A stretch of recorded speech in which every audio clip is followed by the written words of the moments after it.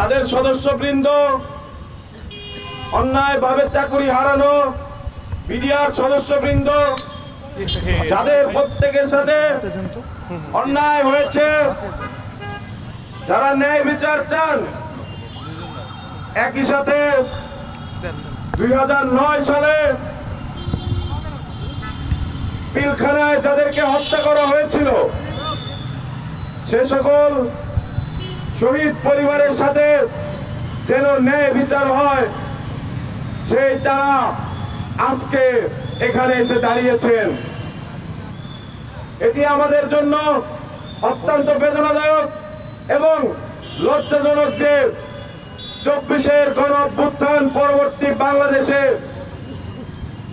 এই বিডিআর হত্যাকাণ্ড নিয়ে আমাদেরকে আন্দোলন করে দাবি আদায়ের পথ বেছে নিতে হচ্ছে।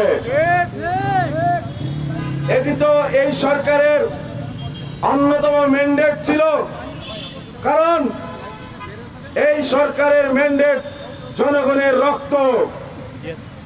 এই জনগণের রক্ত শুধু 24 সালের ঝরা রক্ত নয়, এই রক্তের মধ্যে 2009 সালে যারা পিলখানায় শহীদ হয়েছেন তাদের রক্ত যেমন আছে, ঠিক তেমনি 2013 সাল 2021 সালে এই আমার মাদ্রাসার ভাইদের রক্ত, তাদের রক্ত আছে।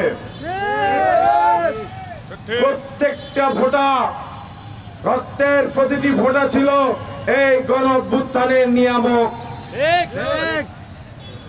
তাই এই প্রতিটি ফোঁটা রক্তই হলো এই সরকারের গদিতে বসার ম্যান্ডেট।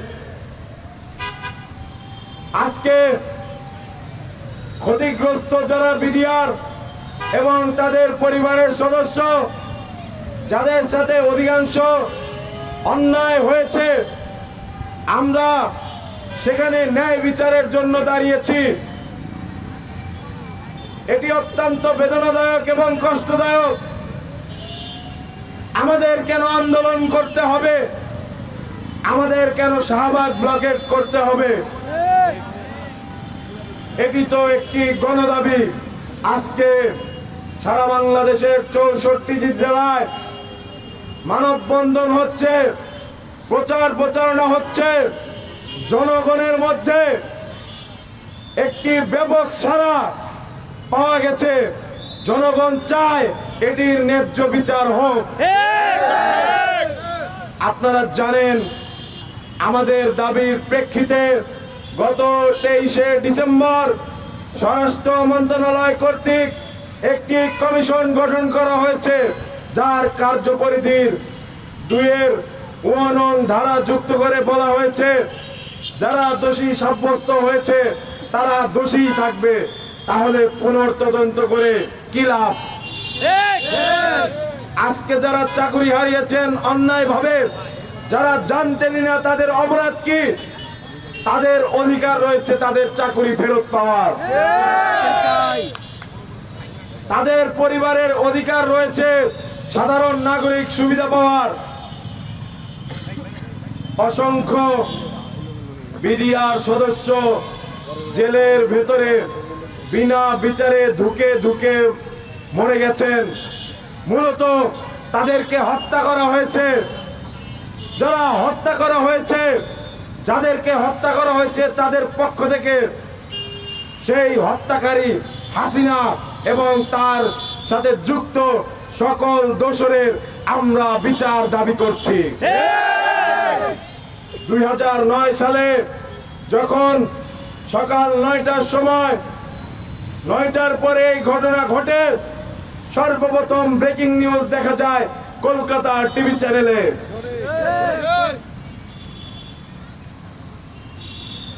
25 ফেব্রুয়ারির এই পিলখানা হত্যাকাণ্ডের সেই তারিখে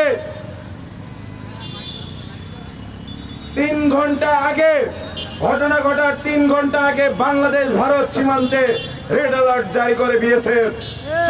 আমরা বলতে চাই এখানে স্পষ্ট বিদেশি শক্তির হাত আছে।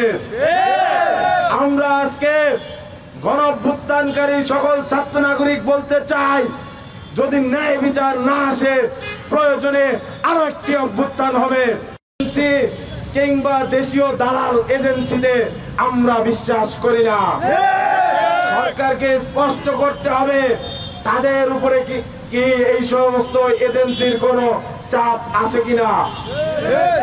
যদি চাপ থেকে থাকে তাহলে আমরা বলবো আপনারা জনগণের শক্তিতে বিশ্বাস রাখুন। জনগণের শক্তি এই সব এজেন্সির চাইতে অনেক বেশি শক্তিশালী।